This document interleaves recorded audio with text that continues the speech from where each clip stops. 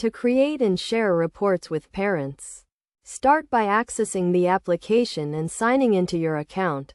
Locate the search bar and type in the website address to gain access to the application's features. Once logged in, navigate to the teacher's dashboard, where you will find various options such as classroom, class story, messages, and events.